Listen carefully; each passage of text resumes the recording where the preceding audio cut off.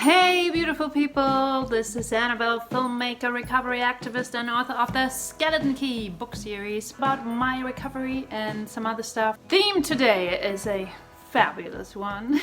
It is self-love and why do we need it so much in recovery? What is it all about? Where's the boundary?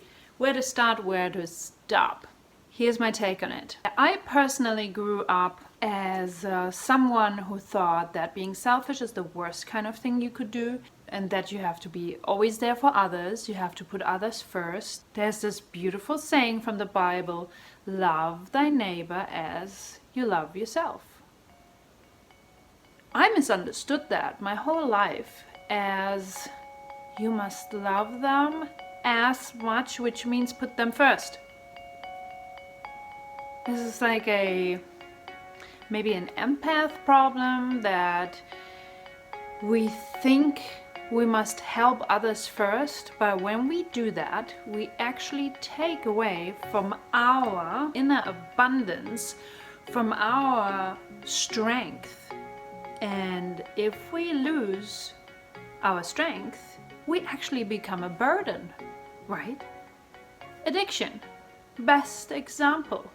There was a problem we couldn't deal with in any other way, so we let it out on ourselves.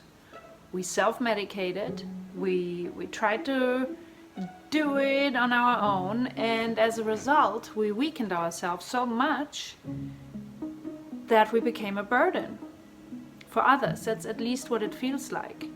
And I don't want to say addicts are the victims here throughout the whole process. Obviously, addicts do a lot of things that are very selfish. You know, that's the self-medication kind of put them on a rampage that is boiling up, that is burning under this layer of dissatisfaction and not feeling full enough. And so it's the other end of the spectrum that the addict, once addicted, expresses the whole time. This stuffing yourself and me first. But it all originated in not having enough, in having given some of your power away. There is a huge difference, don't misunderstand me, between a narcissist and self-love. There's a gigantic difference. And you know what that difference is? It's the magic word empathy. Are you still putting yourself in other people's shoes? Now, addicts most of the time have the problem that they put themselves too much in other people's shoes because we feel so bad. Once off the drug and we look around and look at all the damage, all the pain we cause. I need that fix again. Oh my God, what have I done to all these people? I'm hurting because I hurt so many people. So we don't want to feel it. We go back and continue because we think we messed it up already. No. So the narcissist just doesn't give a crap. Narcissists are so broken inside. They are pure selfishness. Everything is operating from their perspective of the world and they do not have empathy. They cannot put themselves in other people's shoes. So selfishness and self-love are far from narcissism. You know, in my book I wrote, we always say, don't be so full of yourself. But I gotta ask you, of what do you want to be full of? What is not about you? It is your brain, it is your eyes, it is your nose, it's your senses that experience the world. I'm a big believer in questioning those lines we just carry around and where we make ourselves small because we've learned it somewhere that we're not allowed to be full of ourselves. Of what else do you want to be full of? Of what your mother told you or your abuser or the bully? I'm not saying mothers are abusers. My mother is amazing. Still, she's her own person. And I'm my own person, and what I need to be happy is never going to be what she needs to be happy. And we are both at our happiest when the other person is happy as well. It's all about the right balance. You come first, because when you start chipping away on your substance, on your sustenance, on your well-being, I like to compare it to a well.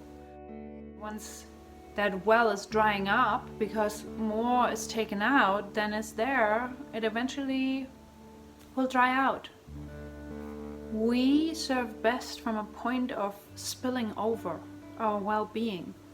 We just have to spill over and inspire and give hope. This is the best way to help. We cannot solve problems for others, and nobody can solve our problems. So what is self-love? I don't know, if you have anyone in your life that you care so much about, that you love with all of your heart, and all you want to do is protect them and want them to feel well, and you just want the best for them,